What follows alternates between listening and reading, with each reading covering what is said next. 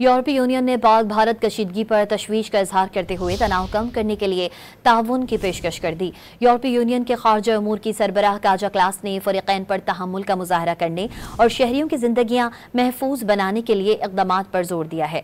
यूरोपीय यूनियन ने दोनों ममालिक पर जोर दिया है कि वो मुज़ाकरात में शामिल हों। यूरोपीय यूनियन कशीदा सूरत हाल को कम करने के लिए तमाम फरीकों के साथ मिलकर काम करेगी। यूरोपीय यूनियन ने पाक भारत कशीदगी पर तशवीश का इजहार करते हुए तनाव कम करने के लिए ताउन की पेशकश कर दी। यूरोपीय यूनियन के खारजा उमूर की सरबराह काजा क्लास ने फरीकैन पर तहम्मुल का मुजाहरा करने और शहरियों की जिंदगियां महफूज बनाने के लिए इक़दामात पर जोर दिया है।